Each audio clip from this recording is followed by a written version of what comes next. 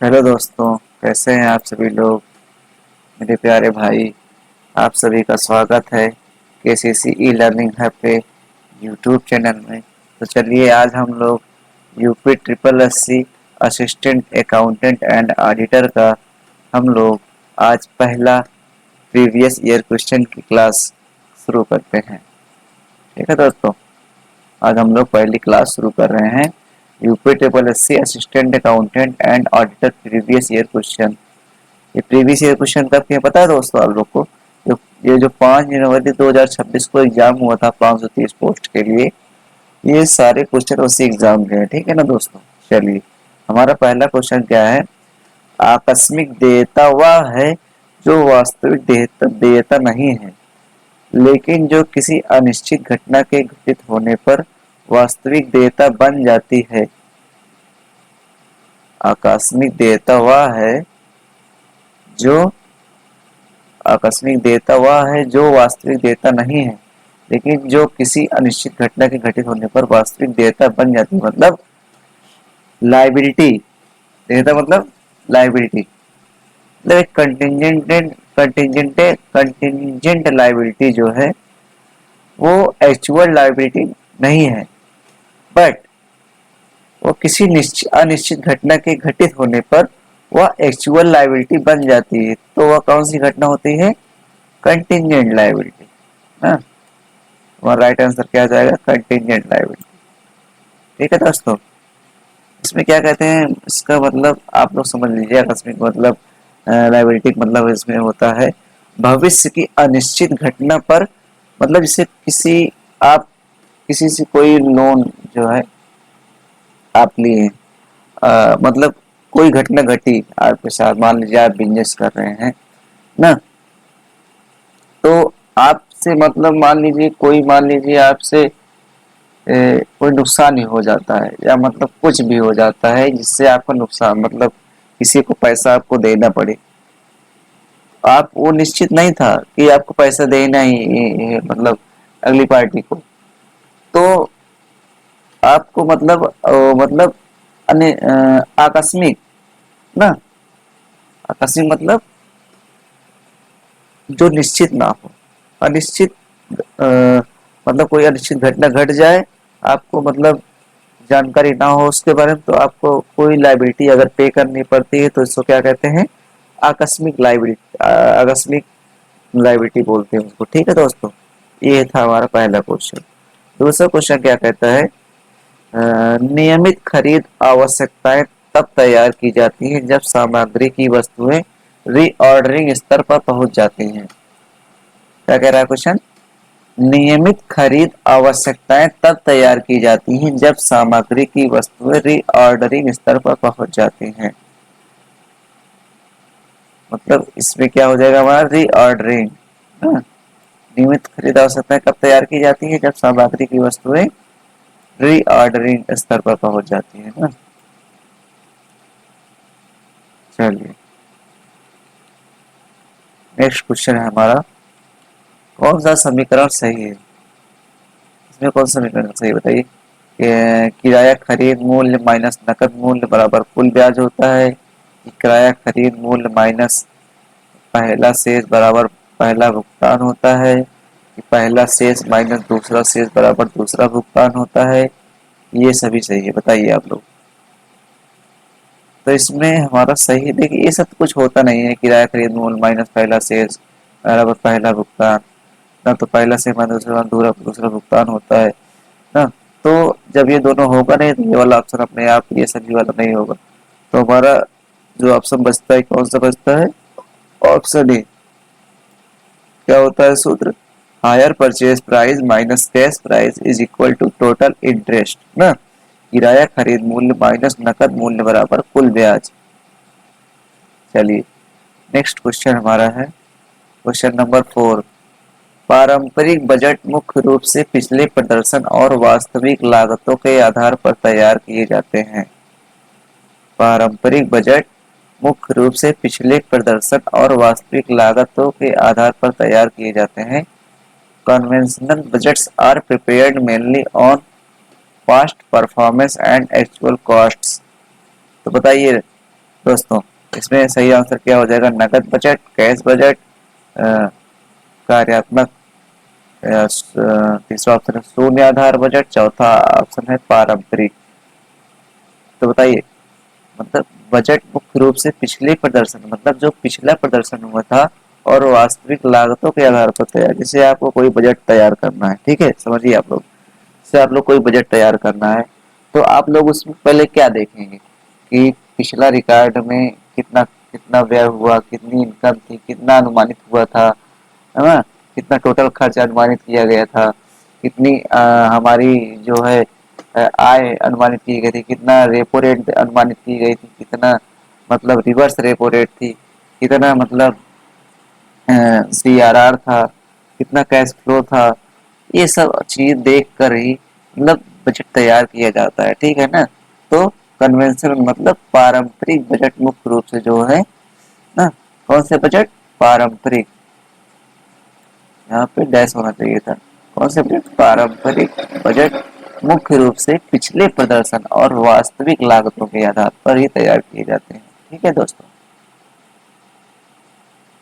चलिए next question है हमारा, लेखा परीक्षा किसी व्यवसाय या अन्य, नेक्स्ट क्वेश्चन हमारा क्वेश्चन नंबर 5, लेखा परीक्षा किसी व्यवसाय या अन्य संगठन की पुस्तकों और अभिलेखों की एक व्यवस्थित जांच है जिसका उद्देश्य उसके वित्तीय संचालनों और उसके परिणामों के बारे में तथ्यों का पता लगाना या सत्यापित करना और उन पर रिपोर्ट करना है। यह परिभाषा किसके द्वारा दी गई थी? बताइए दोस्तों। ऑप्शन नंबर ए मोंटगोमरी द्वारा, ऑप्शन नंबर बी JR बॉटली बॉय द्वारा, या स्पीयर और पेगलर के द्वारा, या FRMD पाउला के द्वारा, या उपर्युक्त में से कोई नहीं। तो बताइए दोस्तों इसमें क्या हो जाएगा आपका? अ, लेखा परीक्षा किसी व्यवसाय या अन्य संगठन की पुस्तकों और अभिलेखों की एक व्यवस्थित जांच है, ठीक है, जिसका उद्देश्य उसके वित्तीय संचालनों और उसके परिणामों के बारे में तथ्यों का पता लगाना या सत्यापित करना और उन पर रिपोर्ट करना है। यह परिभाषा जो है मोंटगोमरी द्वारा दी गई थी। किसके द्वारा बोल दोस्तों? मोंटगोमरी द्वारा ना। तो इसको याद रखिएगा, बहुत ही इम्पोर्टेंट क्वेश्चन है ये दोबारा एग्जाम में पूछा जा सकता है क्योंकि अक्सर परिभाषाओं से रिलेटेड क्वेश्चन एग्जाम में पूछे जाते रहते हैं ना। नेक्स्ट क्वेश्चन है हमारा दोस्तों, क्वेश्चन नंबर 6, लेखांकन मानक।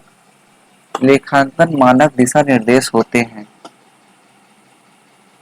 जो किसी व्यवसाय की वित्तीय स्थिति और आवधिक प्रदर्शन की रिपोर्टिंग में मजबूत लेखांकन प्रथाओं और प्रक्रियाओं के लिए होते हैं ना। तो इसका ऑप्शन है हमारा लेखांकन सिद्धांत, लेखांकन अवधारणाएं,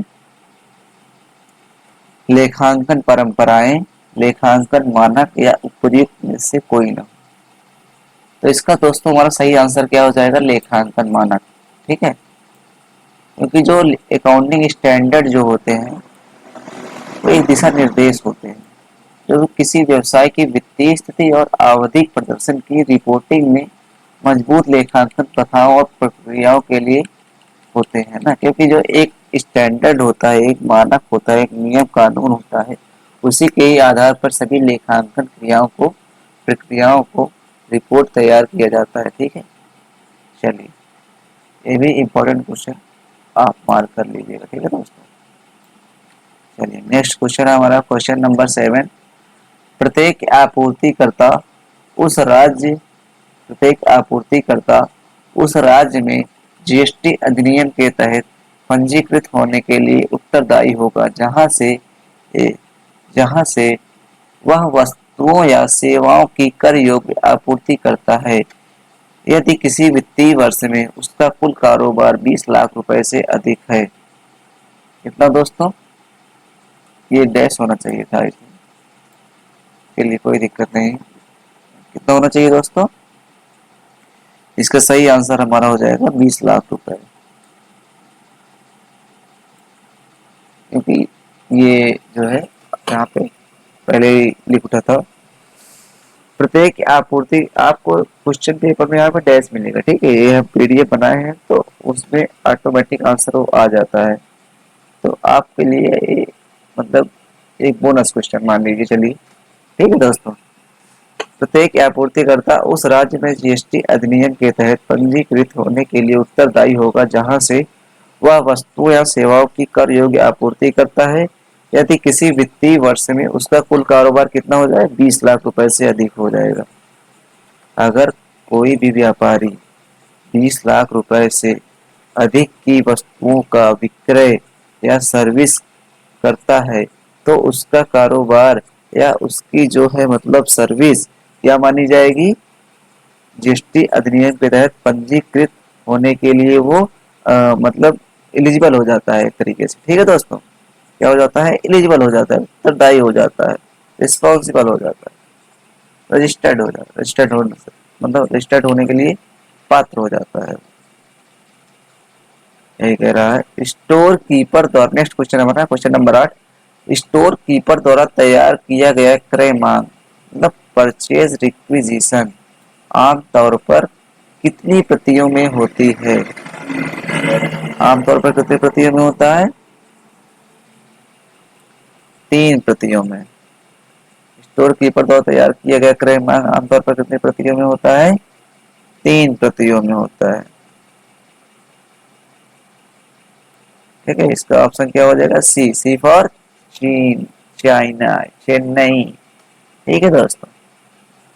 चलिए नेक्स्ट क्वेश्चन है हमारा क्वेश्चन नंबर 9, वैधानिक लेखा परीक्षा एक अनिवार्य लेखा परीक्षा है, ठीक है दोस्तों, जिसे प्रत्येक वर्ष लेखा परीक्षक द्वारा तैयार किया जाता है, जिसे क्या कहा जाता है, वैधानिक लेखा परीक्षा किया जाता है। ये भी दोस्तों आप लोगों के लिए बोनस क्वेश्चन हो जाएगा, क्योंकि यहाँ पे क्वेश्चन पेपर में क्या होगा, डैश, तो हमारे पीपीटी में जो हमारे पीडीएफ में जो है जो डैश वाले क्वेश्चंस हैं उसमें ऑटोमेटिक आंसर फिल हो गया है। तो जो ऑटोमेटिक आंसर फिल हुआ है वो आपके लिए एक बोनस क्वेश्चन है, ठीक है दोस्तों। चलिए इसका ऑप्शन नंबर ए सही हो जाएगा। देखिए क्या इसका समझ लीजिए क्वेश्चन क्या कह रहा है, वैधानिक लेखा परीक्षा एक अनिवार्य लेखा परीक्षा है जिसे प्रत्येक वर्ष लेखा परीक्षक द्वारा तैयार किया जाता है, जिसे वैधानिक लेखा परीक्षक कहते हैं, ठीक है। लेखा लेखा परीक्षा मतलब CAG, controller and auditor general.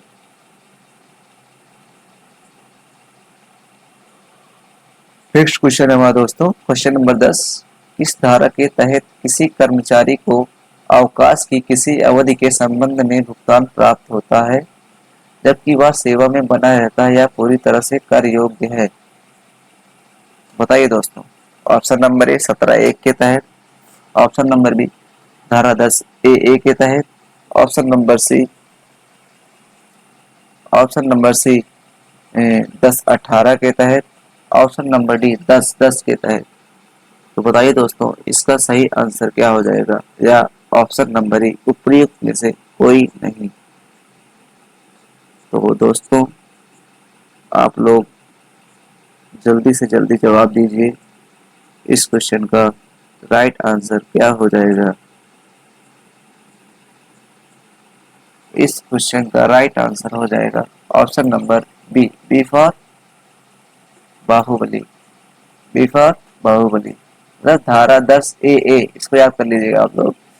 इस धारा के तहत किसी कर्मचारी को अवकाश की किसी अवधि के संबंध में भुगतान प्राप्त होता है, मतलब अगर कोई कर्मचारी, अगर किसी कर्मचारी को अवकाश की किसी अवधि के संबंध में मतलब जैसे कोई कर्मचारी है वो अवकाश ले लिया फिर भी उसको मतलब सैलरी मिलती है ना, तो वो किस धारा के तहत मिलता है, धारा 10(a), ठीक है ना।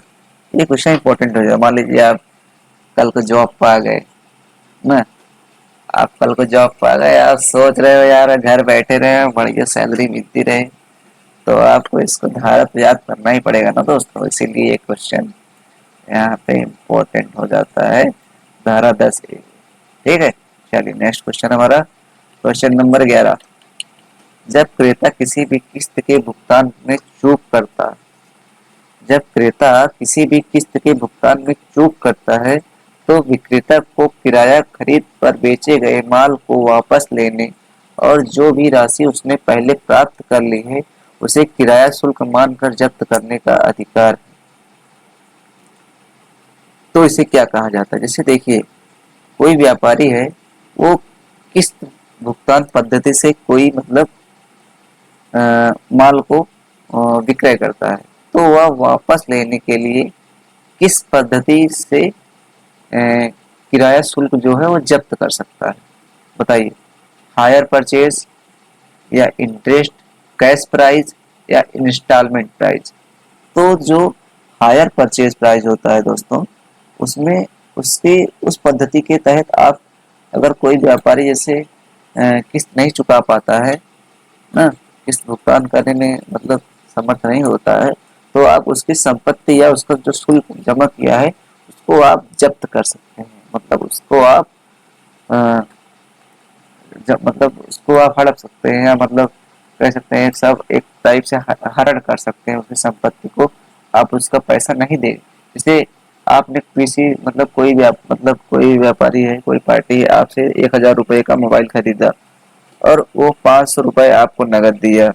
ठीक है दोस्तों, या मतलब कोई भी मतलब व्यापारी है, आपने ना वो मतलब 5 रुपए आप मतलब नहीं दे पा रहा है किस्त वो, तो जो 5 रुपए वो दिया है, तो वो 5 रुपए वो फिर आप उसका जमा कर मतलब जब्त कर सकते हैं ना। यही सिस्टम है इसमें, किराया शुल्क, हायर चार्ज। चलिए नेक्स्ट क्वेश्चन हमारा, क्वेश्चन नंबर 12।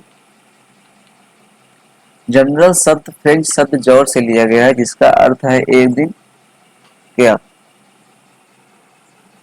शब्द इसमें इसमें ये आपका यहाँ पे थोड़ा जो है, ये फ्रेंच जो है यहाँ पे रहा होगा ये डैश, क्योंकि यहाँ पे इसका आंसर फ्रेंच ही हो जाएगा ना।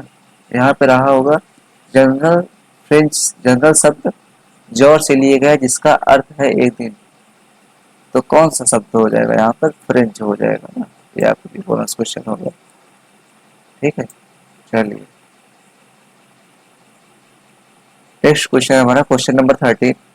डेटाबेस प्रबंधन प्रणाली एक प्रणाली है जिसका उपयोग कंप्यूटर द्वारा डेटा के व्यवस्थित भंडारण को प्राप्त करने के लिए किया जाता है। डेटाबेस प्रबंधन प्रणाली क्या है? एक प्रणाली, कौन सी प्रणाली है यही पूछ रहा है। डेटाबेस प्रबंधन प्रणाली कौन सी प्रणाली है जिसका उपयोग कंप्यूटर द्वारा डेटा के व्यवस्थित भंडारण को प्राप्त करने के लिए किया जाता है? कौन सी प्रणाली है? डेटाबेस प्रबंधन प्रणाली, डेटाबेस मैनेजमेंट सिस्टम। ये यहाँ पे डैश रहा होगा। ठीक है दोस्तों, चलिए नेक्स्ट क्वेश्चन हमारा, दोहरा खाता प्रणाली के क्वेश्चन नंबर 14। दोहरा खाता प्रणाली के अंतर्गत विकास आरक्षित निधि को प्रत्येक लेखा वर्ष के संबंध में आयकर अधिनियम 1961 के तहत विकास छूट के कारण बचाई गई आयकर की राशि के बराबर राशि के रूप में विनियोजित किया जाएगा। किस धारा के किस मतलब किस किस एक्ट के तहत ये विनियोजित किया जाएगा? तो ये हो जाएगा आयकर अधिनियम 1961। ठीक है दोस्तों, नेक्स्ट क्वेश्चन है हमारा, क्वेश्चन नंबर 15। कंपनी में लाभ के पद रखने के लिए कौन कौन सी धारा उन व्यक्तियों पर प्रतिबंध लगाती है जो किसी निदेशक के रिश्तेदार या भागीदार होते हैं? कौन सी धारा होती है? धारा 314, धारा 210, धारा 227, धारा 226, या इनमें से कोई नहीं? क्या कह रहा है क्वेश्चन? कंपनी के लाभ के पद पर रख, यानी आर्थिक लाभ वाले पद पर रखने के लिए कौन सी धारा उन व्यक्तियों पर प्रतिबंध लगाती है जो किसी निदेशक के रिश्तेदार या भागीदार होते हैं? कौन सी धारा लगाती है? धारा 314। क्वेश्चन को समझे नहीं आप लोग क्या कह रहा है? जैसे कोई कर्मचारी है, वो अपने मतलब अपने स्थान पर किसी रिश्तेदार या निदेशक को मतलब रखना चाहता है, तो वह धारा 314 के तहत प्रतिबंध है कि वह किसी को भी अपने पद पर नहीं रख सकता है। ठीक है, समझ गए ना।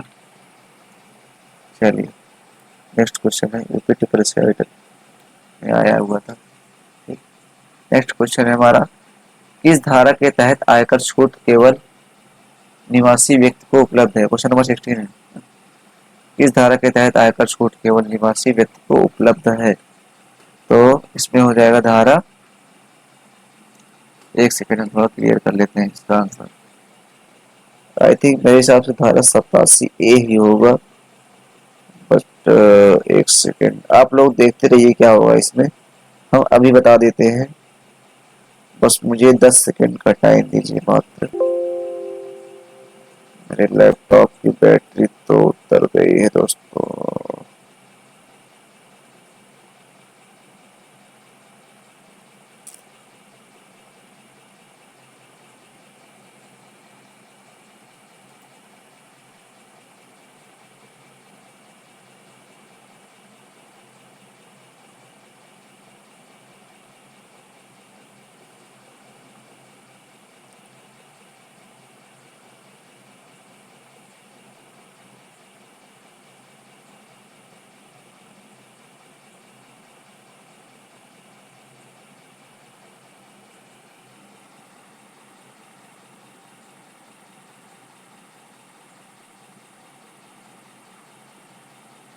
इसका आंसर हो जाएगा दोस्तों धारा, कौन कौन सा है इसमें, एक सेकेंड, 10 सेकेंड मुझे और टाइम नहीं देगी दोस्तों, मैं बस देख रहा हूँ आप लोग का गलत ना होने पाए, इसलिए मैं एकदम राइट और सटीक आंसर देख रहा हूँ, क्योंकि अलग अलग जगह पे अलग अलग इसका आंसर दिया रहता है। हाँ ठीक है, हमने जो कहा था 87A, 87A के तहत ही धारा के तहत आयकर छूट केवल निवासी व्यक्ति को उपलब्ध है ना, इसको उपलब्ध है निवासी व्यक्ति। चलिए,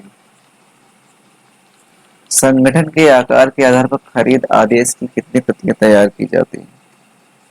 संगठन के आधार पर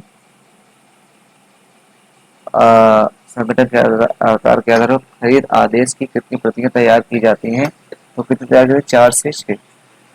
ठीक, नेक्स्ट क्वेश्चन है हमारा, क्वेश्चन नंबर 18, इस धारा के तहत किसी भारतीय कंपनी या किसी अन्य निवासी व्यक्ति द्वारा किए गए निर्दिष्ट प्रारंभिक व्यय की अनुमति है? धारा 35D, धारा 40, धारा 35AD, धारा 43(5), सब सेक्शन 5। तो इसमें हमारा सही आंसर हो जाएगा धारा 35D। ठीक दोस्तों, ये सब आपको याद करना पड़ेगा, ये जो सेक्शन वाले क्वेश्चंस हैं धारा वाले ना, इसमें कुछ कॉन्सेप्ट नहीं है, सीधे से है। ठीक, नेक्स्ट क्वेश्चन हमारा क्वेश्चन नंबर 19, धारा 227(4)(a) के तहत कंपनी के लेखा परीक्षक को केंद्र सरकार द्वारा अधिसूचित आदेश के विभिन्न मामलों पर विशेष टिप्पणी करनी होती है, किसके तहत? बताइए दोस्तों, तो इसके तहत टिप्पणी करनी होती है दोस्तों।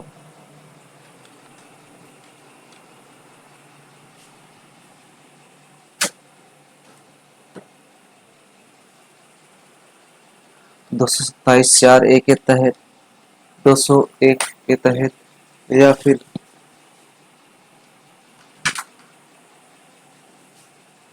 226, 211?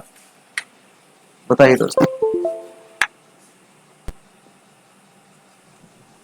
तो इसमें हमारा राइट आंसर हो जाएगा 227(4)(a) ना, ये हो जाएगा दोस्तों 227(4)(a) के तहत जो है कंपनी के लेखा परीक्षक और को केंद्र सरकार द्वारा अधिसूचित आदेश के विभिन्न मामलों पर विशेष टिप्पणी करनी होती है।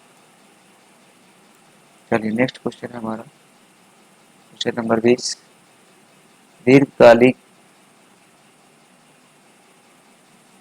दीर्घकालिक आधार पर स्थापित बजट कौन सा है? ऑप्शन नंबर ए अनुसंधान और विकास लागत बजट, ऑप्शन नंबर बी खरीद बजट, ऑप्शन नंबर सी प्रशासन लागत बजट, ऑप्शन नंबर डी बिक्री बजट। तो क्या हो जाएगा दोस्तों, ऑप्शन नंबर ए अनुसंधान और विकास बजट। नेक्स्ट क्वेश्चन हमारा क्वेश्चन नंबर 21, कौन सी निविदा पद्धति प्रेस में विज्ञापन देकर कई पार्टियों से कोटेशन आमंत्रित करने में मदद करती है और इसका पालन तब किया जाता है जब खरीद में बड़ी मात्रा और मूल्य शामिल होता है। तो इसमें क्या हो जाएगा बताइए आप लोग। कौन सी निविदा पद्धति प्रेस में विज्ञापन देकर कई पार्टियों से कोटेशन आमंत्रित करने में मदद करती है और इसका पालन तब किया जाता है जब खरीद में बड़ी मात्रा और मूल्य शामिल होता है। तो इसमें हो जाएगा हमारा डी, क्या हो जाएगा ओपन। ओपन पद्धति जो होती है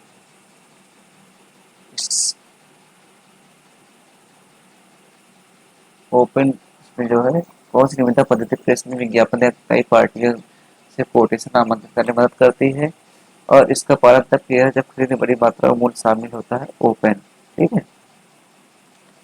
नेक्स्ट क्वेश्चन है हमारा क्वेश्चन नंबर 22, पिछले वर्ष की सभी त्रुटियों के सुधार के बाद लाभ और हानि समायोजन खाते का शेष पूंजी खाते में स्थानांतरित कर दिया जाता है जो त्रुटियों के सुधार के कारण शुद्ध लाभ या हानि है। क्या कह रहे समझ रहे हैं। पिछले वर्ष की सभी त्रुटियों के सुधार के बाद लाभ और हानि समायोजन खाते का शेष पूंजी खाते में स्थानांतरित कर दिया जाता है जो त्रुटियों के सुधार के कारण शुद्ध लाभ या हानि है। क्या हो जाएगा इसमें, इसमें किया जाता है बताइए। ये आपका यहाँ पे पहले ही दिया गया था, किसमें कर दिया जाता है, पूंजी खाते में ना। जो लाभ हानि समायोजन खाते का शेष होता है वो किसमें जाता है, पूंजी खाते में। ये आप लोग पढ़े होंगे कॉमर्स में, जानते हैं, बहुत बेसिक सा क्वेश्चन है। क्वेश्चन नंबर 23, जब माल को निर्धारित अवधि के लिए मुफ्त रखरखाव या सेवा की गारंटी के साथ बेचा जाता है तो मुफ्त मेंटेनेंस राशि के लिए शुल्क एक अलग खाते में जमा किया जा सकता है। इसे मेंटेनेंस सस्पेंस खाता कहा जाता है। क्या कहा जाता है, मेंटेनेंस सस्पेंस खाता। ये आप लोग के लिए बहुत ही बोनस क्वेश्चन है। हमारे पीडीएफ में सब पहले से ही आ जाता है तो वो रहता है। ठीक है ना।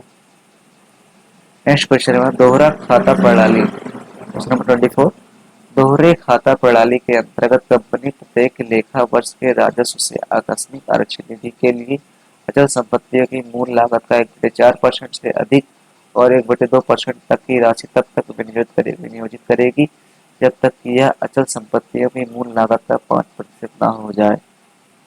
तो इसका सही आंसर क्या हो जाएगा दोस्तों, बताइए। 5%, 6%, 4% या 3%।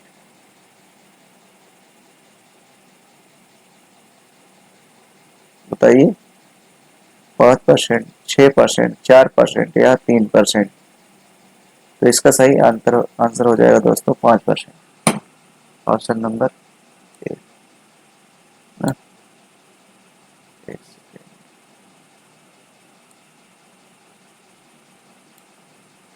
इसका आप समझे नहीं किया गया है क्वेश्चन। दोहरे खाता प्रणाली के अंतर्गत कंपनी प्रत्येक लेखा वर्ष के राजस्व से आकस्मिक आरक्षित निधि के लिए अचल संपत्तियों की मूल लागत का 1/4% से अधिक और 1/2% तक की राशि तब तक विनियोजित करेगी जब तक कि यह अचल संपत्तियों की मूल लागत का 5% न हो जाए। ठीक है।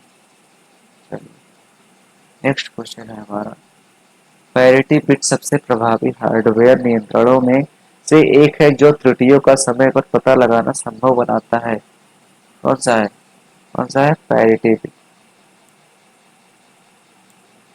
ये सब ब्लैंक वाले क्वेश्चन है। कौन सा है, ब्लैंक वाले क्वेश्चन है जो यहाँ पे आ जाता है अपने आप आंसर। यहाँ पे इतना ही दिया, ए ब्लैंक रहेगा वहाँ पे। सबसे प्रभावी हार्डवेयर नियंत्रणों में से एक है जो त्रुटियों का समय पर पता लगाना संभव बनाता है। क्या बनाता है, पैरिटी बिट। ठीक है। नेक्स्ट क्वेश्चन है हमारा, मूल्यह्रास योग्य संपत्ति की राशि इसकी ऐतिहासिक लागत या वित्तीय विवरणों में ऐतिहासिक लागत के लिए प्रतिस्थापित अन्य राशि अनुमानित अवशिष्ट मूल्य घटाकर है। क्या है बताइए? मूल्यह्रास योग्य संपत्ति की राशि जो है इसकी ऐतिहासिक लागत या वित्तीय विवरणों में ऐतिहासिक लागत के लिए प्रतिस्थापित अन्य राशि अनुमानित अवशिष्ट मूल्य घटाकर है। क्या है? अवशिष्ट मूल्य घटाकर है। कौन सा मूल्य घटाकर है? अवशिष्ट मूल्य, रेसिड्यूअल। चलिए नेक्स्ट क्वेश्चन है हमारा क्वेश्चन नंबर 27। जहाँ भवन संपत्ति को अर्जित किया जाता है, उसके बाद जो है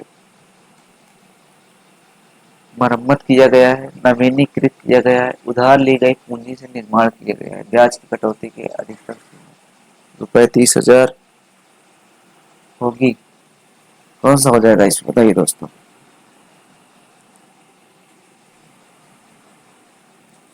option number A 50,000, option B 25,000, option C 30,000, option D 40,000। तो इसका सही आंसर क्या हो जाएगा दोस्तों? Option C 30,000। क्या हो जाएगा? Option C 30,000। चलिए नेक्स्ट क्वेश्चन है हमारा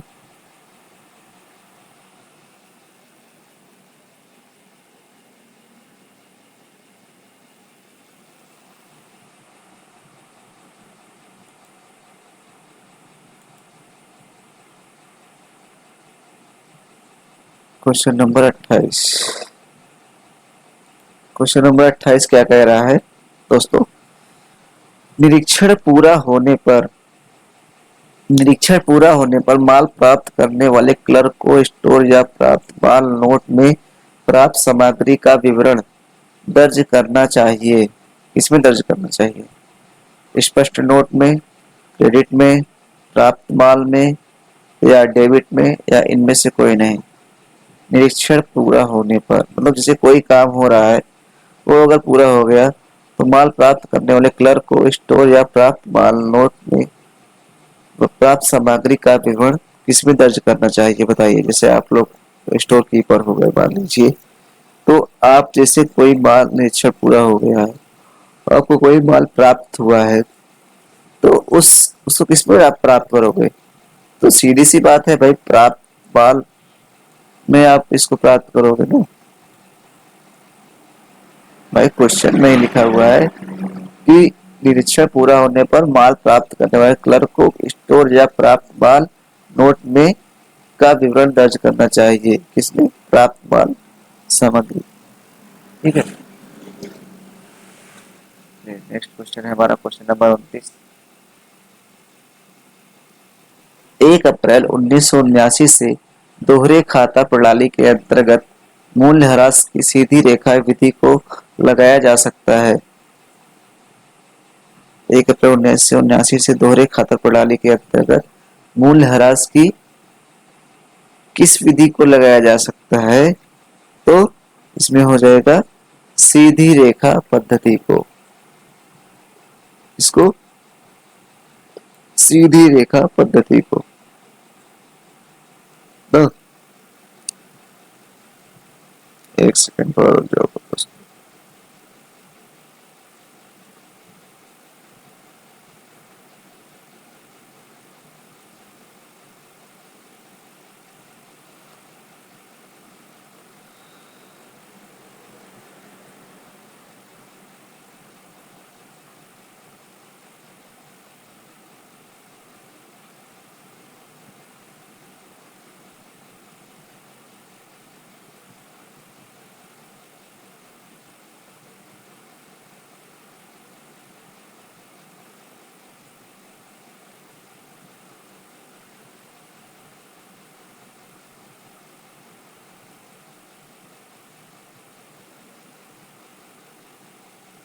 ठीक है दोस्तों।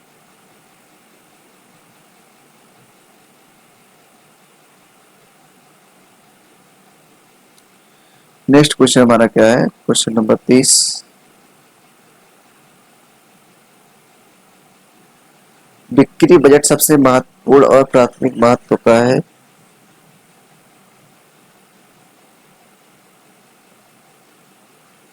बजट सबसे महत्वपूर्ण और प्राथमिक महत्व का है किसका? बिक्री बजट का ना। कौन सा बजट सबसे महत्वपूर्ण और प्राथमिक महत्व का है? तो बिक्री बजट हमारा ना। नेक्स्ट क्वेश्चन है हमारा दोस्तों, एक सेकेंड,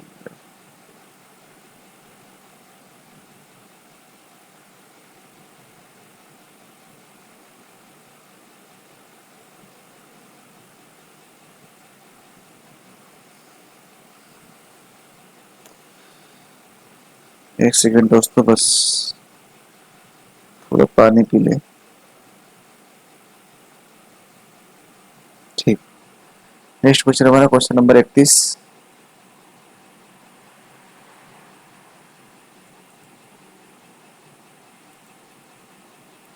संविधान के किस अनुच्छेद में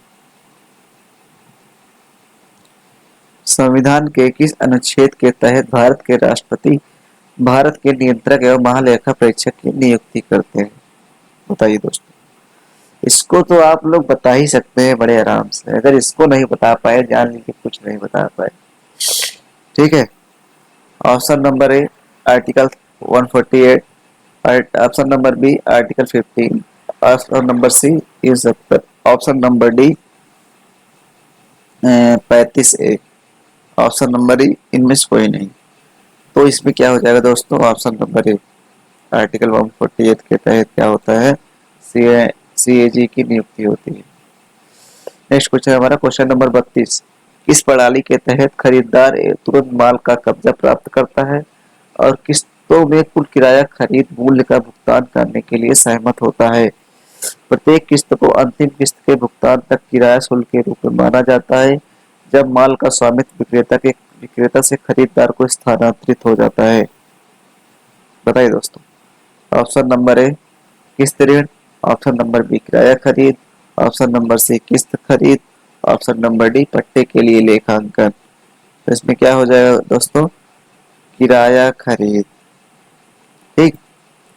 वही बात कह रहा है, किस्त में कुल किराया खरीद मूल्य का भुगतान करने के लिए सहमत होता है, किस्त को अंतिम किस्त के भुगतान तक किराया शुल्क के रूप में माना जाता है। तो वही हो जाएगा किराया खरीद हायर परचेज सिस्टम। ठीक। नेक्स्ट क्वेश्चन है हमारा क्वेश्चन नंबर 33। मूल्यह्रास की किस विधि के तहत संपत्ति के मूल मूल्य का एक निश्चित प्रतिशत हर साल बट्टे खाते में डाला जाता है? कौन सा रहेगा? इसमें हो जाएगा फिक्स इंस्टॉलमेंट, एक निश्चित किस्त। ठीक है।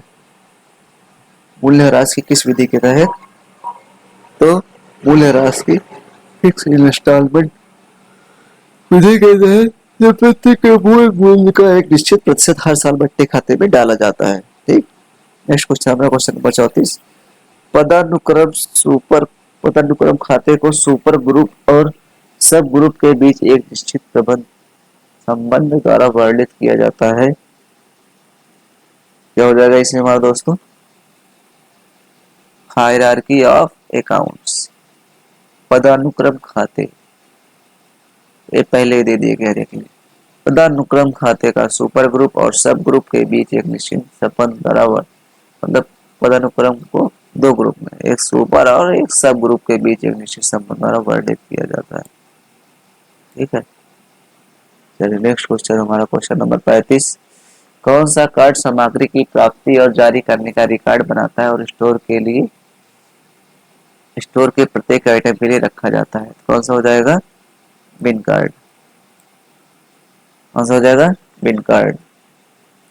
नेक्स्ट क्वेश्चन है दोस्तों हमारा क्वेश्चन नंबर 36। सकल लाभ 4,88,000 रुपए, विक्रय 21,80,000 रुपए, तो सकल लाभ अनुपात होगा।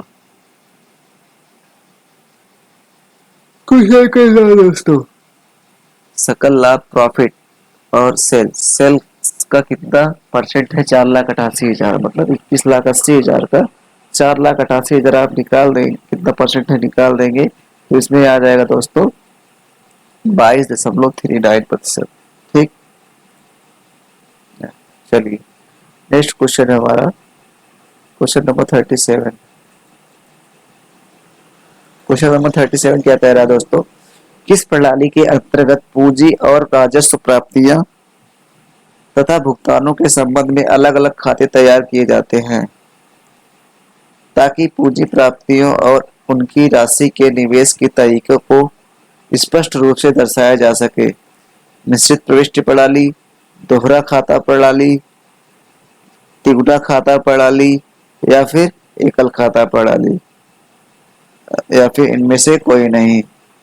चलिए, तो इसमें क्या हो जाएगा दोस्तों, हमारा सही आंसर दोहरा खाता प्रणाली। दोहरा खाता प्रणाली में क्या होता है, एक डेबिट साइड एक क्रेडिट साइड, हर मतलब पूंजी को और राजस्व प्राप्तियों को दो जगह पर पोस्ट किया जाता है, एक डेबिट साइड और एक क्रेडिट साइड, अलग अलग खाते तय राशि के निवेश तरीकों को स्पष्ट रूप से दर्शाया जा सकता है।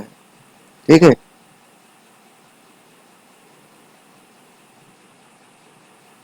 नेक्स्ट क्वेश्चन है हमारा दोस्तों, क्वेश्चन नंबर 38।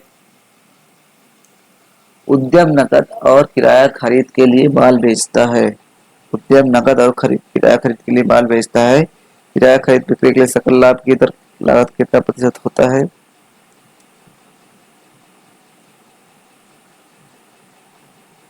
तो दोस्तों इनमें हो जाएगा इनमें से कोई नहीं, क्योंकि जो सकल लाभ होता है ना, समझे दोस्तों, ये जो सकल लाभ होता है दोस्तों,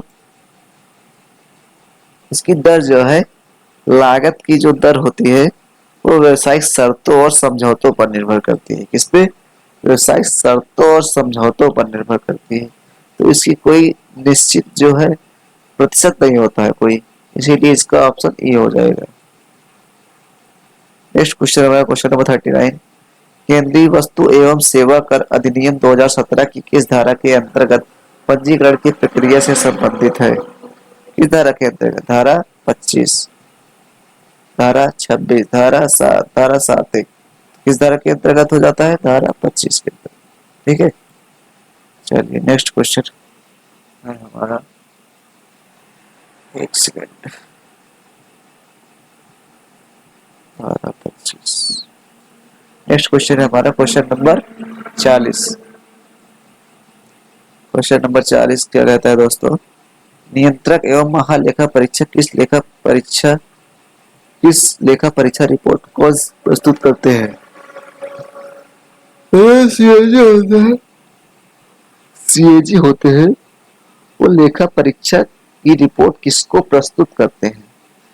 राष्ट्रपति को प्रस्तुत करते हैं, उपराष्ट्रपति को प्रस्तुत करते हैं, मुख्यमंत्री को प्रस्तुत करते हैं, या इन सभी को प्रस्तुत करते हैं, या फिर इनमें से किसी को भी नहीं प्रस्तुत करते हैं। तो किसको प्रस्तुत करते हैं दोस्तों, ये आसान क्वेश्चन है, इंपॉर्टेंट क्वेश्चन भी है। ये प्रेसिडेंट को प्रस्तुत करते हैं ना, आप लोग पढ़े भी होंगे। सीएजी अपनी रिपोर्ट किसको प्रस्तुत करता है, राष्ट्रपति को प्रस्तुत करता है। ये इंपॉर्टेंट क्वेश्चन है। नेक्स्ट क्वेश्चन है हमारा क्वेश्चन नंबर 41। इस धारा के अनुसार चेक का आहर्ता जिसके पास चेक जारी करने वाले की पर्याप्त धनराशि है उसे विधिवत रूप से आरक्षित होने पर चेक का भुगतान करेगा। इस धारा के अनुसार दोस्तों, इस धारा के अनुसार चेक का आहर्ता जिसके पास चेक जारी करने वाले की पर्याप्त धनराशि है उसे विधिवत रूप से अपेक्षित होने पर चेक का भुगतान करेगा।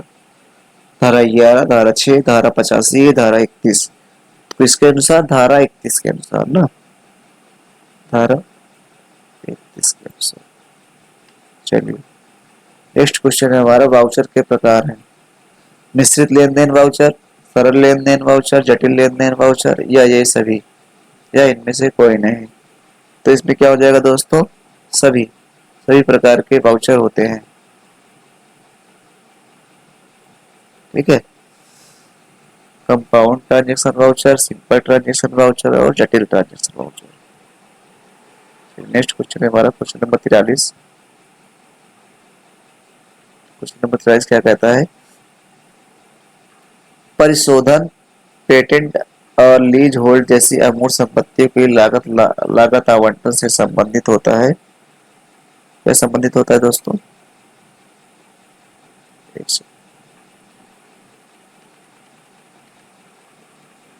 सुधर पैकेट नॉलेज होल्ड जैसे लागत आवंटन से संबंधित होता है। क्या होता है इसमें? हो जाएगा अमोर्टाइजेशन, क्योंकि जो पेटेंट होते हैं या जो अमूर्त संपत्तियां होती हैं, जो इंटेंजिबल एसेट होती हैं, जिनको हम लोग छू और देख नहीं सकते हैं, उस पर क्या लगाया जाता है? एमोर्टाइजेशन लगाया जाता है ना। और जो फिक्स एसेट होती है उस पर क्या लगाया जाता है? डिप्रिसिएशन लगाया जाता है। जैसे फर्नीचर हो गया, कार हो गया ना, उसके बाद मशीनरी हो गई, इस सब चीजों पे क्या लगाया जाता है? डिप्रिसिएशन। और जो इंटेंजिबल एसेट होती है उन पर क्या लगाया जाता है? एमोर्टाइजेशन। ठीक है, ये क्वेश्चन नंबर 43। ठीक है दोस्तों, चलिए नेक्स्ट क्वेश्चन है हमारा क्वेश्चन नंबर 44। क्या कहता है? माल को मुख्यालय द्वारा थोक मूल्य पर शाखाओं को भेजा जाता है, लेकिन यदि लेखा वर्ष के अंत में कुछ माल बिना बिके रह जाते हैं तो शाखाओं में इन बिना बिके माल को किस मूल्य पर मूल्य से कम किया जाना चाहिए? किस मूल्य से कम किया जाना चाहिए? मानक चालन, लागत, छूट, चालान या इनमें से कोई नहीं। तो क्या हो जाएगा इसमें? कॉस्ट, मतलब लागत मूल्य से कम किया जाना चाहिए। ठीक है, नेक्स्ट क्वेश्चन है हमारा 45 नंबर। क्वेश्चन नंबर 45, आरटीजीएस का मतलब क्या है? Real tagged gross system, real time gross settlement, real time gross system या रियल टाइम ग्रॉस सिस्टम या इनमें से कोई नहीं। क्या हो जाएगा दोस्तों? Real time gross settlement. Option number B हो जाएगा इसका सही answer, B for Baahubali. Next question हमारा है क्वेश्चन नंबर 46।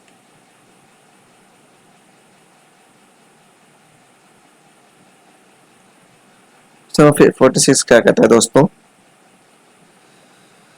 अग्नि बीमा पॉलिसी में आमतौर पर स्टॉक या किसी भी परिसंपत्ति के कम बीमा को हतोत्साहित करने के लिए एक औसत खंड शामिल होता है। इसमें शामिल होता है मूल्यांकित में, बीमित में, कम में या अधिक में या इनमें से कोई नहीं में। तो किसमें शामिल होता है? कम में। मतलब अग्नि बीमा पॉलिसी में जो आमतौर पर स्टॉक होता है या किसी भी परिसंपत्ति के कम बीमा को हतोत्साहित जो किया जाता है उसमें औसत खंड जो है कम शामिल होता है ना। मतलब औसत एवरेज जो एवरेज क्लॉज होता है डिस्कवरेज, मतलब इंश्योरेंस स्टॉक से अग्नि बीमा पॉलिसी है जो आप कराए हैं। ठीक है, इसमें स्टॉक जो है किसी भी संपत्ति के कम बीमा को मतलब हतोत्साहित करने के लिए एक औसत खंड से कम शामिल होता है ना। नेक्स्ट क्वेश्चन है हमारा क्वेश्चन नंबर 47। क्लोजिंग स्टॉक का मूल्यांकन लागत या वसूली योग्य मूल्य जो भी कम हो इस पर किया जाता है। बताइए इसका किसका मूल्यांकन लागत या वसूली मूल्य जो भी कम हो किया जाता है? किस पर? क्लोजिंग स्टॉक का मूल्यांकन। यहाँ पे ब्लैंक होना चाहिए था। ठीक है दोस्तों, क्लोजिंग स्टॉक का मूल्यांकन लागत या वसूली योग्य मूल्य, मतलब एनआरवी और नेट रियलाइजेशन वैल्यू और कास्ट वैल्यू, जो दोनों में जो कम हो उस पर क्लोजिंग स्टॉक का मूल्यांकन किया जाता है। ठीक है, चलिए नेक्स्ट क्वेश्चन हमारा क्वेश्चन नंबर 48। बजटीय नियंत्रण में बजटीय नियंत्रण बजट के माध्यम से प्रबंधकीय नियंत्रण की एक तकनीक है। बजटीय नियंत्रण ना, बजट के माध्यम से प्रबंधकीय नियंत्रण कौन सी तकनीक है? बजटीय नियंत्रण। हाँ, आपको ऑप्शन दिया ही था नियंत्रण क्वेश्चन में। तो नेक्स्ट क्वेश्चन हमारा क्वेश्चन नंबर 49। किस विधि के तहत प्रत्येक संपत्ति के शेष पर प्रत्येक वर्ष एक निश्चित प्रतिशत पर मूल्य ह्रास की गणना की जाती है जिसे पिछले वर्ष से आगे लाया जाता है? क्या हो जाता है इसमें? पुनर्मूल्यांकन, बीमा पॉलिसी, घटती शेष राशि या निश्चित किस्त? बताइए दोस्तों क्या हो जाएगा इसमें? इसमें हो जाएगा घटती शेष राशि। घटती शेष राशि, option number C, C for Chennai.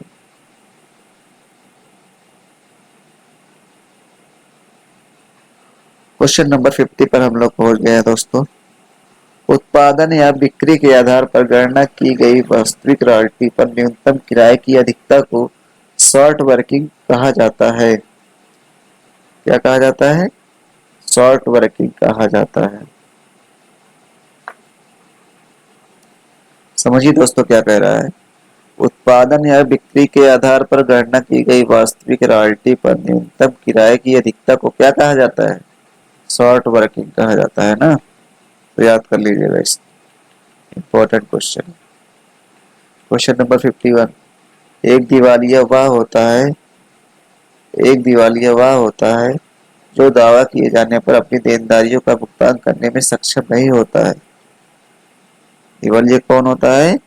जो एक देन मतलब एक निश्चित जो दावा किए जाने पर अपनी देनदारियों का भुगतान करने में सक्षम नहीं होता, वो क्या हो जाता है? दिवालिया उसको बोलते हैं लोग। इंसॉल्वेंट। सुप्रीम कोर्ट इसको इंसॉल्वेंट घोषित कर देती है और इसकी संपत्तियों को बेचकर सारे जो जिसका पैसा उधार रहता है उसको दे दिया जाता है। क्वेश्चन नंबर 52 क्या कहता है दोस्तों? भारत में 1 जुलाई 2017 से राष्ट्रीय वस्तु एवं सेवा कर लागू किया गया। कब से? 1 जुलाई 2017 से। ठीक है। क्वेश्चन नंबर 53 आ जाते हैं हम लोग। असामान्य हानियां जैसे नगद गबन, आग से नष्ट हुआ स्टॉक, जो बीमा आदि से आदि द्वारा कवर नहीं किया जाता है। कौन सी हानियां हैं? असामान्य हानि। कौन सी हानियां दोस्तों? असामान्य हानियां। ठीक है। क्वेश्चन नंबर 40 क्या है? 54 क्या कहता है? निमोनिक कोडिंग प्रणाली में कुछ या सभी पहचान करने वाले वर्णमाला के एक समूह के अक्षर हैं। तो कौन से अक्षर हैं?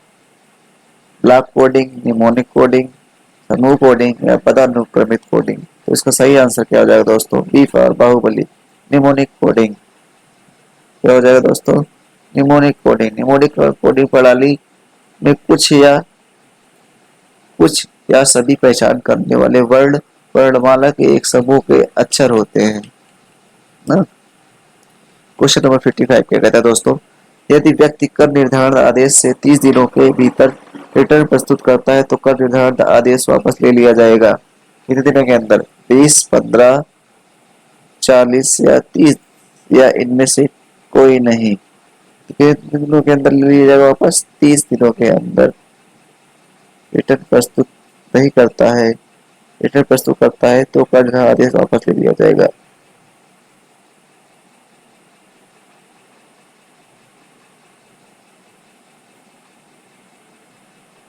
ठीक है दोस्तों।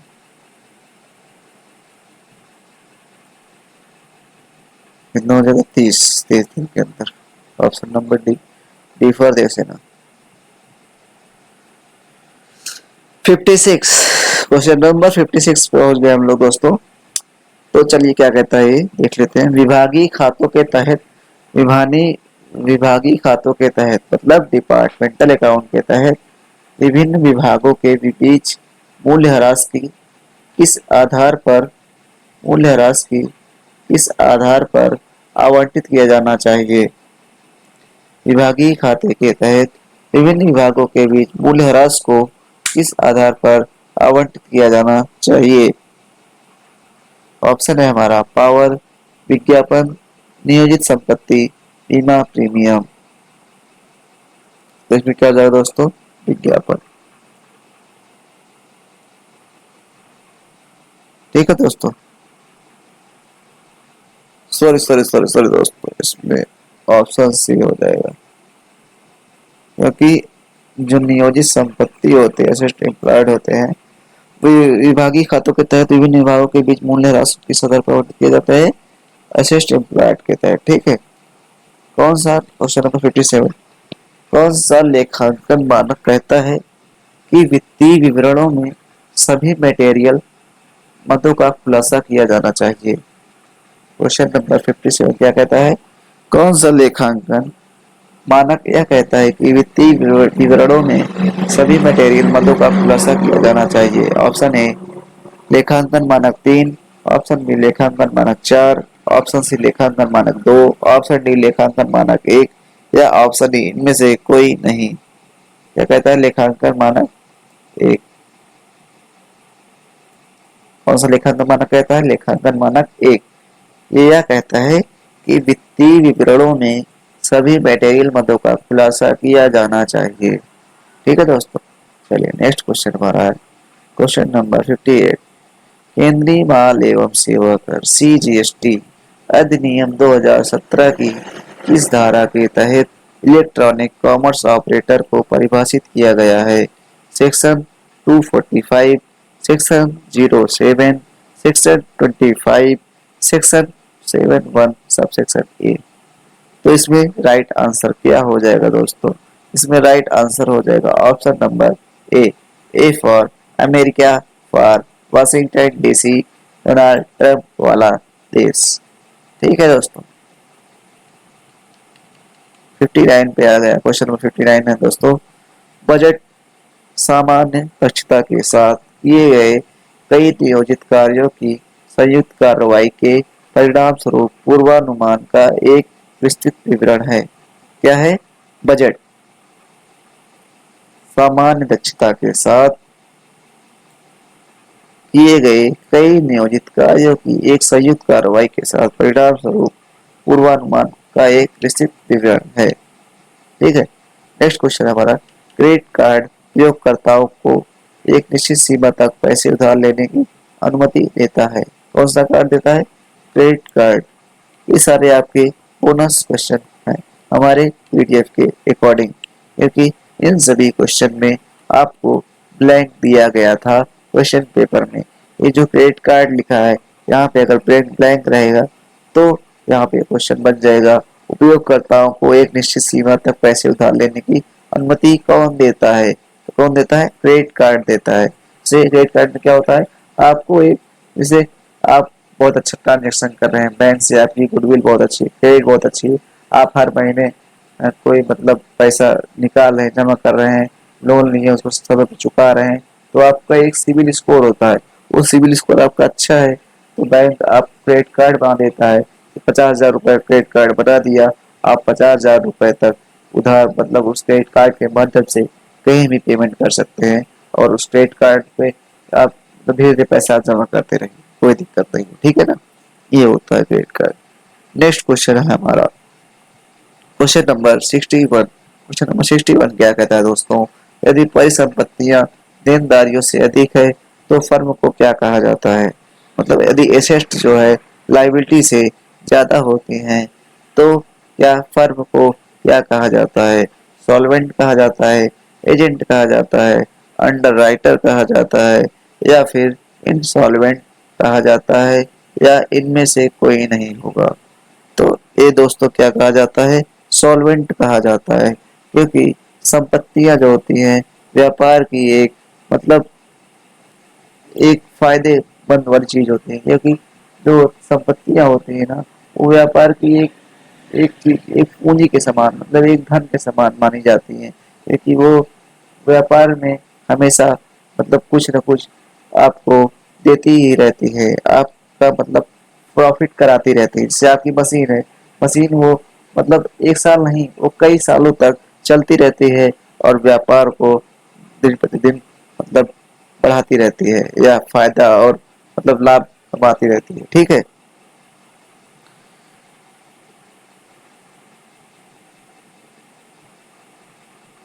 संस्था क्या कहलाती है? सॉल्वेंट या शोध क्षम कहलाती है। तो इसका ऑप्शन कौन सही हो जाएगा? Option A for America, America for Donald Trump.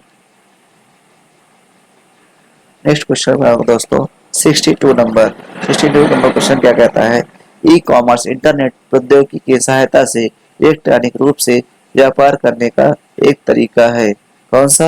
Internet प्रौद्योगिकी की सहायता से इलेक्ट्रॉनिक रूप से व्यापार करने का तरीका है ई कॉमर्स। ई कॉमर्स क्या है? इलेक्ट्रॉनिक रूप से व्यापार करने का एक तरीका है। ठीक है दोस्तों, नेक्स्ट क्वेश्चन हमारा हो जाएगा दोस्तों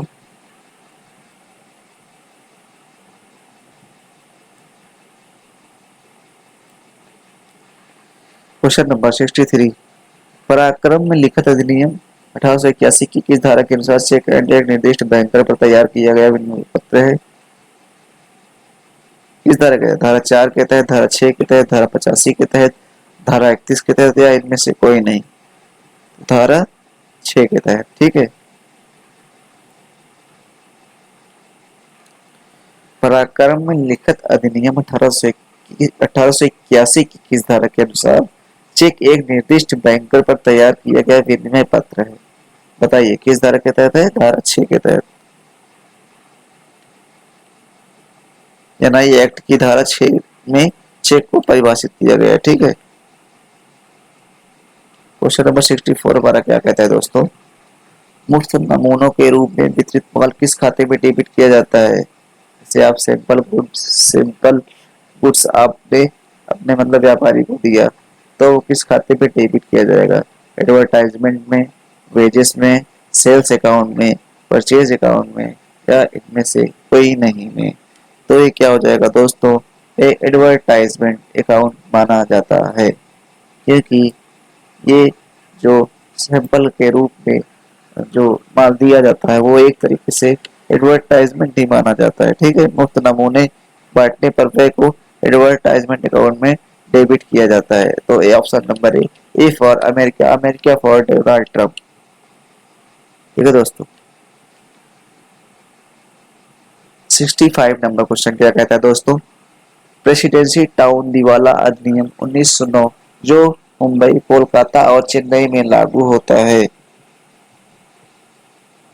कौन सा अधिनियम है? अधिनियम 1909। ये आप लोगों के लिए बोनस क्वेश्चन था। ठीक है। प्रेसिडेंसी टाउन दिवाला अधिनियम मतलब इंसॉल्वेंसी एक्ट जो है 1909 जो मुंबई, कोलकाता और चेन्नई में लागू होता है। चलिए नेक्स्ट क्वेश्चन है हमारा। अब आ जाता है हमारा कंप्यूटर का सेक्शन। Question number 66। मानव जैसे दिखने वाले रोबोट क्या कहा जाता है? क्या कहा जाता है? ह्यूमनॉइड्स। क्या कहा जाता है दोस्तों? सी फॉर चेन्नई मतलब ह्यूमनॉइड्स कहा जाता है। आईएमपीएस का मतलब क्या है? Question number 67। आईएमपीएस का मतलब क्या है? Option number A intermedia payment save, option B immediate policy service, option C immediate payment service, option D internet intermedia payment service, या ऑप्शन ई इनमें से कोई नहीं? तो क्या हो जाएगा दोस्तों? इमीडिएट पेमेंट सर्विस मतलब तुरंत तत्काल, मतलब तत्काल पेमेंट किसी को करना है तो आप क्या करेंगे? आईएमपीएस करेंगे। तो दोस्तों क्वेश्चन नंबर 68। कंप्यूटर की मूल भाषा कौन सी है? ऑप्शन नंबर ए सामान्य भाषा, ऑप्शन बी मशीनी स्तरीय भाषा, ऑप्शन सी असेंबली स्तरीय भाषा, ऑप्शन डी उच्च स्तरीय भाषा। कंप्यूटर की मूल भाषा कौन सी है दोस्तों? तो इसमें हो जाएगा ऑप्शन नंबर बी मशीनी स्तरीय भाषा, क्योंकि कंप्यूटर सभी काम बाइनरी या मशीनी लैंग्वेज में करता है। ठीक है दोस्तों। डी फॉर बाहुबली हो जाता है इसका सही आंसर। Option number 69। ओ क्वेश्चन नंबर 69। निम्नलिखित में से कौन सा ई गवर्नमेंट का प्रकार नहीं है? तो इसमें बी टू बी, क्योंकि जो गवर्नमेंट का होता है बिजनेस इसमें गवर्नेंस लिखा होता है, क्योंकि government to citizen, government to government, government to business. ठीक है। इसमें क्या हुआ? ये बिजनेस से बिजनेस का मतलब होगा, मतलब बिजनेस से बिजनेस से इसका संबंध है, गवर्नमेंट से तो कोई संबंध नहीं है, इसीलिए ये गवर्नमेंट का प्रकार नहीं माना जाएगा। Option number A for America, America for Donald Trump, ये ऑप्शन सही हो जाएगा। ठीक है। Question number 70। निम्नलिखित में से कौन सा कंप्यूटर के माध्यम में से दो उपयोगकर्ताओं के बीच वास्तविक समय संचार है? ठीक है दोस्तों, बताइए निम्नलिखित में से कौन सा कंप्यूटर के माध्यम से दो उपयोगकर्ताओं के बीच वास्तविक समय संचार है? Hub, gateway, internet, chat. क्या हो जाएगा दोस्तों? चैट। ठीक है। दो उपयोगकर्ताओं के बीच जब समय संचार होता है तो क्या कहलाता है? चैट कहलाता है। नेक्स्ट क्वेश्चन है हमारा क्वेश्चन नंबर 71। कंप्यूटर सुरक्षा में सेल लगाने का कार्य क्या कहलाता है? कंप्यूटर सुरक्षा में सेल लगाने का कार्य क्या कहलाता है? ईमेल, वायरस, स्पैम या हैकिंग? जब कोई सेल लगाता है कंप्यूटर सुरक्षा में तो उसको क्या कहा जाता है दोस्तों? हैकिंग कहा जाता है। क्या कहा जाता है? हैकिंग कहा जाता है। कहते नहीं लोग हमारा कंप्यूटर हैक कर लिया था, तो इसका option number D, D for Devasena, ये इसका ऑप्शन सही हो जाएगा। क्वेश्चन नंबर 72, एल्गोरिथम का परीक्षण डेटा द्वारा किया जाता है। एल्गोरिथम का परीक्षण किसके द्वारा किया जाता है दोस्तों? डेटा द्वारा किया जाता है। ये आपके लिए बोनस क्वेश्चन था।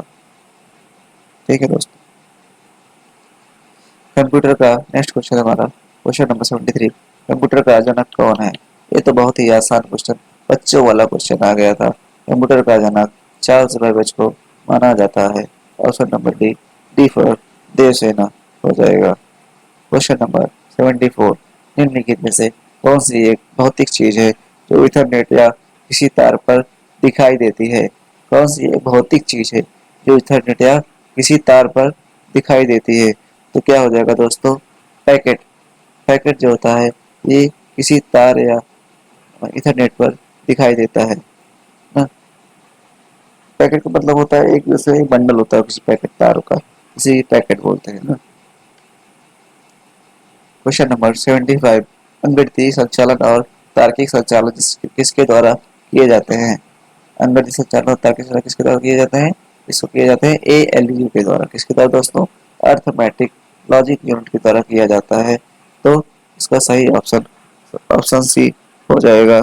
सी फॉर चेन्नई, चेन्नई फॉर शाहरुख खान की Chennai super king, Chennai super king for थाला फॉर रीजन।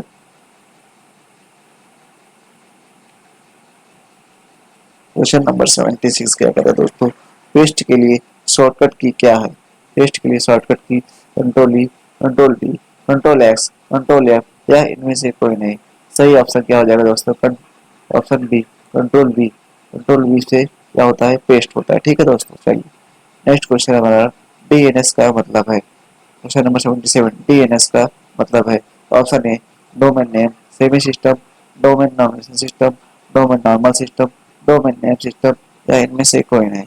तो इसका सही आंसर हो जाएगा डोमेन नेम सिस्टम। ठीक है, D for delay, delay for दिल, दिल मांगे मोर। क्वेश्चन नंबर 78, 78, PCI का मतलब क्या है? PCI का मतलब क्या है? ठीक है, तो ऑप्शन है हमारा A, peripheral communication interface. Option number B, peripheral peripheral communication interconnect, peripheral component interface, peripheral component interconnect या इनमें से कोई नहीं। तो इसका सही आंसर हो जाएगा दोस्तों पेरिफेरल कंपोनेंट इंटरकनेक्ट। ठीक है, इसको याद रखिएगा, ये बहुत ही इम्पोर्टेंट क्वेश्चन माना जाता है क्योंकि बहुत से लोगों को PCI का फुल फॉर्म नहीं पता होता है। पेरिफेरल कंपोनेंट इंटरकनेक्ट होता है। क्वेश्चन नंबर 79, आधार डेटाबेस के माध्यम से पहचान और प्रमाणीकरण के साथ किया गया AEPS कहलाता है। क्या कहलाता है? AEPS। AEPS का फुल फॉर्म आप लोग को बताना पड़ेगा कमेंट सेक्शन में दोस्तों। ठीक है, चलिए नेक्स्ट क्वेश्चन है हमारा क्वेश्चन नंबर 80, निष्पादन में प्रोग्राम को प्रोसेस कहा जाता है। क्या कहा जाता है? निष्पादन मतलब प्रोग्राम एग्जीक्यूशन इज कॉल्ड, क्या कहा जाता है? प्रोग्रेस। मतलब किसी भी प्रोग्राम को बनाने के लिए जो कार्य किया जाता है उसको क्या कहा जाता है? प्रोसेस कहा जाता है। जो कि प्रोसेस ही किसी काम को करने का एक तरीका माना जाता है।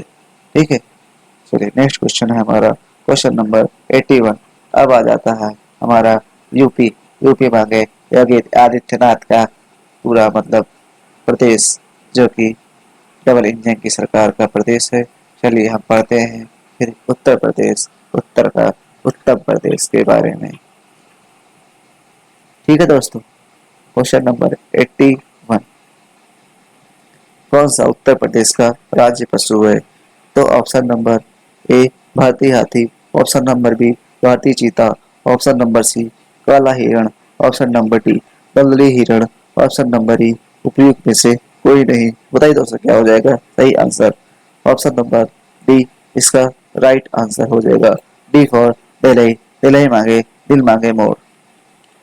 ठीक है, दलदली हिरण इसका सही आंसर हो जाएगा।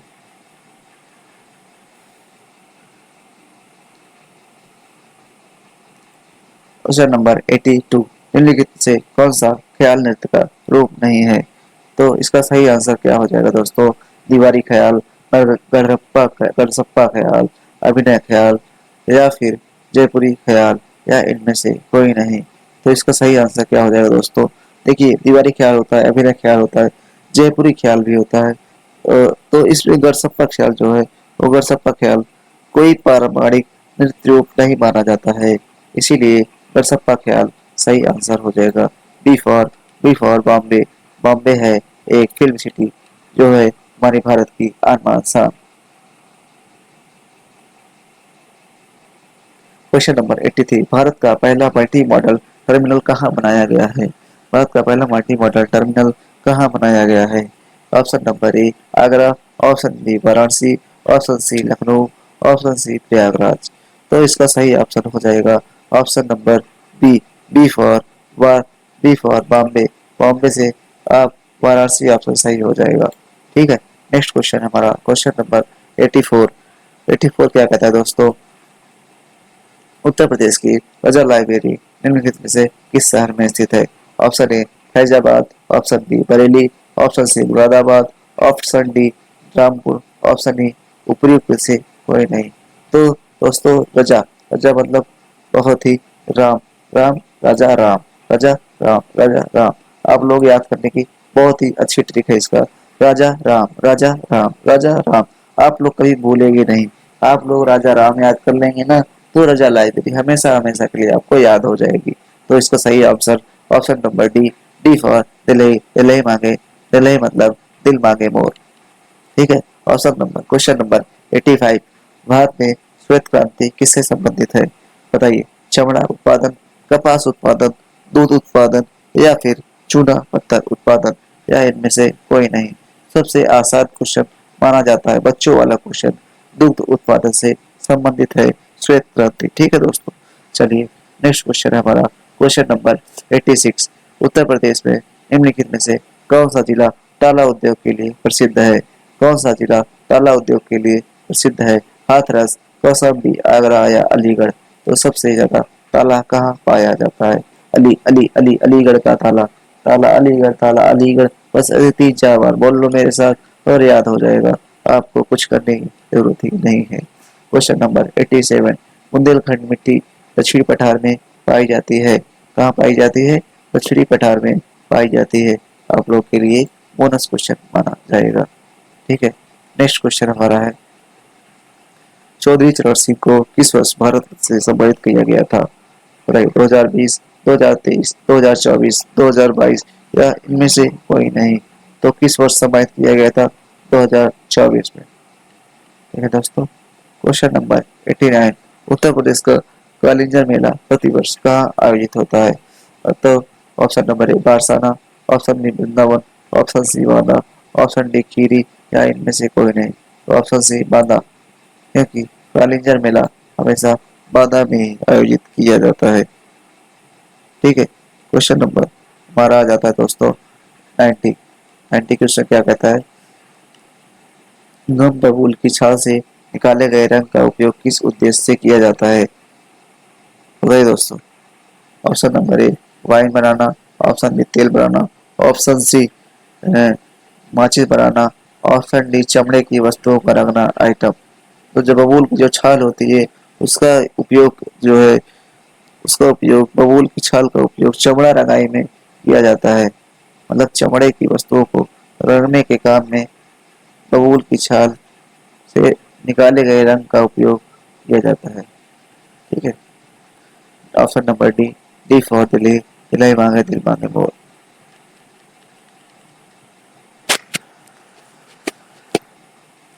Question number 91। 91 क्या कहता था दोस्तों? आज तक उत्तर प्रदेश विधानसभा का गठन कितनी बार हुआ था? कितनी बार हुआ है? 20 बार, 18 बार, 16 बार या फिर 19 बार। दोस्तों, इसका सही आंसर हो जाएगा 18 बार। कितनी बार? 18 बार। याद कर लीजिएगा, उत्तर प्रदेश का गठन 18 बार हुआ है। यूपी विधानसभा का गठन, आज तक यूपी विधानसभा का गठन 18 बार हुआ है। ठीक है, क्वेश्चन नंबर 92। उत्तर प्रदेश में वर्तमान में कितने जीआई टैग कितने जीआई टैग किए गए उत्पाद हैं जो भारत में सबसे अधिक बड़े राज्य के रूप में अपना स्थान बनाए हुए हैं? तो इसका सही आंसर है, क्या हो जाएगा बताइए? 60, 69, 75 या 80? तो इसका सही आंसर क्या हो जाएगा दोस्तों? 69। ठीक है दोस्तों। Question number 93। उत्तर प्रदेश को कितने कृषि जलवायु क्षेत्रों में विभाजित किया गया है? उत्तर प्रदेश के को कितने कृषि जलवायु क्षेत्रों में विभाजित किया गया है? एक सेकंड दोस्तों, जीआई टैग वाला क्वेश्चन थोड़ा मिस हो गया था। उसका सही आंसर आप लोग 75 लगा लीजिए, 75 लगा लीजिए, क्योंकि वो जो है मेरे बुक में पॉइंट डेटा से क्वेश्चन लग गया। ठीक है। C for Chennai super king, Chennai super king मतलब Thala for. Question number 93। Uttar Pradesh को कितने कृषि जलवायु क्षेत्र में विभाजित किया गया है? 11, 10, 9 या 8? बताइए दोस्तों। उत्तर प्रदेश को 9 जलवायु क्षेत्रों में विभाजित किया गया है। C for Chennai super king, एक बार फिर से थाला फॉर रीजन सही हो जाएगा। उत्तर प्रदेश की क्वेश्चन नंबर 94। उत्तर प्रदेश की जलवायु उष्णकटिबंधीय मानसून है। उत्तर प्रदेश की जलवायु उष्णकटिबंधीय मानसून है। कौन सी है? उष्णकटिबंधीय मानसूनी जलवायु है। Question number 95। सकल घरेलू उत्पाद डिफ्लेटर किसका अनुपात है? किसका अनुपात है? और नाम मात्र सकल घरेलू उत्पाद से प्रति व्यक्ति आय, वास्तविक सकल घरेलू उत्पाद से वास्तविक सकल घरेलू उत्पाद, नाम मात्र से संबंधित सकल घरेलू उत्पाद या नाम मात्र से वास्तविक सकल घरेलू उत्पाद? तो इसका सही हो जाएगा क्या answer? Option number D. Uttar Pradesh की जो जीडीपी है वो नाम मात्र से संबंधित नाम मात्र से वास्तविक सकल घरेलू उत्पाद से संबंधित है। ठीक है। Question number 96। वर्ष 1858 में दिल्ली डिवीजन को उत्तर पश्चिमी क्षेत्र से अलग कर दिया गया है और उत्तर प्रदेश की राजधानी आगरा से स्थापित कर दी गई है। इलाहाबाद। कहाँ? इलाहाबाद। ठीक है। 1858 में उत्तर प्रदेश की राजधानी आगरा से कहाँ स्थानांतरित की गई थी? इलाहाबाद। ठीक है। बोनस क्वेश्चन था आप लोगों के लिए। Question number 97। श्री राधे श्याम खेमका को किस क्षेत्र में उनके योगदान के लिए पद्म विभूषण 2022 से सम्मानित किया गया? ऑप्शन ए खेल, ऑप्शन बी साहित्य शिक्षा, ऑप्शन सी सार्वजनिक मामले, ऑप्शन डी सिविल सेवा। तो इसका सही आंसर क्या हो जाएगा दोस्तों? साहित्य और शिक्षा। साहित्य और शिक्षा। ठीक है दोस्तों। Question number 98। पूंजी स्टॉक में समय के साथ होने वाली टूट फूट या कमी को संदर्भित करता है। मूल्य ह्रास। क्या करता है? मूल्य ह्रास। Question number 99। निम्नलिखित में से उत्तर प्रदेश का कौन सा नृत्य मानसून के आगमन से पहले किया जाता है? कौन सा किया जाता है? धुरिया, कनरा, कजरी, जोगिनी? तो इसमें से सबसे बढ़िया क्या लग रहा है आपको? एक सेकंड दोस्तों। इसमें हो जाएगा option C. C for Chennai super king, Chennai super king for Thala for reason. ठीक है। कजरी। ठीक है। कजरी उत्तर प्रदेश का मानसून से पहले किया जाता है, जो कि बहुत ही प्रसिद्ध नृत्य माना जाता है। ऑप्शन नंबर वो क्वेश्चन नंबर 100। ये हमारा लास्ट क्वेश्चन आ गया है दोस्तों। कौन सा घराना ख्याल गायकी और ध्रुपद धमार का मिश्रण है? रामपुर घराना, अतरौली घराना, हिराना घराना या आगरा घराना, या इनमें से कोई नहीं? बताइए दोस्तों, कौन सा ऑप्शन सही हो जाएगा? तो इसका सही ऑप्शन हमारा हो जाएगा, इसका सही ऑप्शन हो जाएगा दोस्तों आगरा घराना। कौन सा घराना? आगरा घराना। ठीक है दोस्तों। चलिए, आई होप आप सभी लोगों को ये 5 जनवरी का पूरा पेपर समझ में आ गया होगा। आप लोग इसे 2-3 बार अच्छे से एनालाइज कीजिए और ये आपको बहुत यूजफुल होने वाला है। आप क्वेश्चन समझिए, आंसर उसका ऑप्शन समझिए, समझिए क्वेश्चन किस टाइप का एग्जाम में पूछा गया है। ये मत देखिए आप कि क्वेश्चन मतलब में पूरा मतलब क्वेश्चन ब्लैंक है या मतलब क्या है।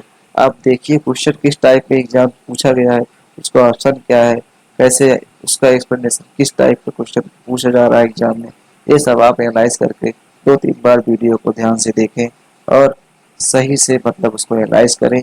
ये आपको बहुत यूजफुल होने वाला है। आई होप आप सभी के लोगों को वीडियो अच्छा लगा होगा। हमारे चैनल को अगर अच्छा लगा हो तो लाइक करिएगा, सब्सक्राइब करिएगा और स्वस्थ रहिए, मस्त रहिए, पढ़ाई करते रहिए। चलिए ठीक है, राधे राधे, जय श्री महाकाल। हम अपने वीडियो को यहीं पे एंड करते हैं। जय श्री महाकाल, राधे राधे, जय श्री महाकाल।